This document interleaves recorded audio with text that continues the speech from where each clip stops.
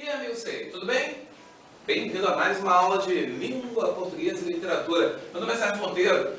Agora a gente vai falar de conectivos, conjunções, a semântica dos conectivos. Então vamos ver aqui. Na primeira questão eu separei a questão de 2009, o primeiro exame de 2009.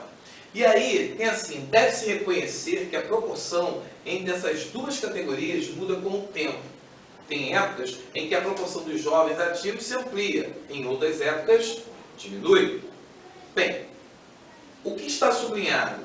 Tem épocas em que a proporção de jovens ativos se amplia, em outras épocas diminui. É isso que está sublinhado. E ele quer saber o seguinte: a relação de sentido entre o fragmento grifado e o anterior neste exemplo poderia ser indicada pelo emprego do seguinte conectivo. Aí a gente dá 4 opções. Fique esperto. Normalmente, quando a gente der 4 opções, 2 são iguais. Normalmente é assim. Como?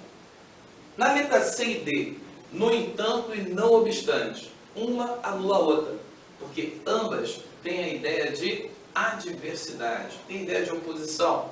Se eles têm ideia de oposição, automaticamente você já sabe que não pode ser a resposta.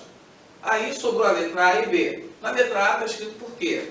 Na segunda está escrito conforme. Ora, conforme dá uma ideia de um fato estar de acordo com o outro. Se você voltar à frase, você verá que fica sem sentido. Para manter o sentido original aqui, eu tenho que usar o porquê. Como se quisesse dar uma explicação, dar uma causalidade à frase entre uma e outra. Portanto, a resposta é a letra A. Por quê? E o porquê, por sinal, gosta de cair muito. Quando não cai o porquê, ele bota lá causa, explicação entre as possibilidades de valor semântico. Vejamos, por exemplo, a questão de 2011, o primeiro exame de 2011. Com inacreditável capacidade humana de ter ideias, sonhar, imaginar, observar, descobrir, constatar, enfim, refletir sobre o mundo e com isso ir crescendo, a produção textual vem se ampliando ao longo da história. Veja que a primeira parte, com inacreditável capacidade humana de ter ideias, sonhar, imaginar, observar, descobrir, constatar, enfim, refletir sobre o mundo e com isso ir crescendo, tudo isso está sublinhado. O que ele quer saber é o seguinte: o trecho destacado acima estabelece uma relação de sentido com o restante da frase. Ora, essa relação de sentido pode ser definida como? Essa é a pergunta. Ora, a produção textual vem se ampliando ao longo da história, por quê? Porque com a inacreditável capacidade humana de ter ideias, imaginar, descobrir, constatar, enfim, refletir sobre o mundo. Ora, a primeira frase que está sublinhada indica a causa. A segunda, a produção textual cresce, é a consequência. Então a produção só cresce, é consequência, por causa da capacidade humana que é infinda. Por isso, a resposta aí acaba sendo a letra D, onde ele está falando da ideia de causa.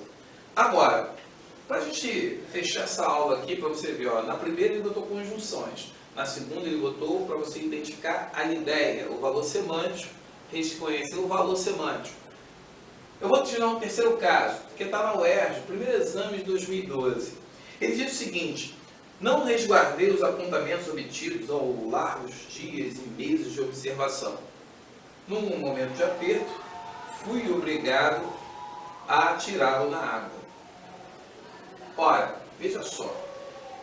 Entre uma oração e outra existem 2 pontos aqui. E nesses 2 pontos estão sendo utilizados porque ele diz que não resguardei os apontamentos. Ora, eu não resguardei por quê?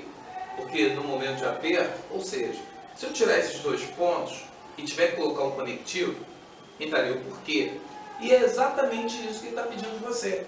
Observe, o fragmento acima poderia ser reescrito com a inserção de um conectivo no início do trecho sublinhado. Esse conectivo, que garantiria o mesmo sentido básico do fragmento, está indicado em, ora, porquê é logo a letra A. E novamente, letra B e letra C.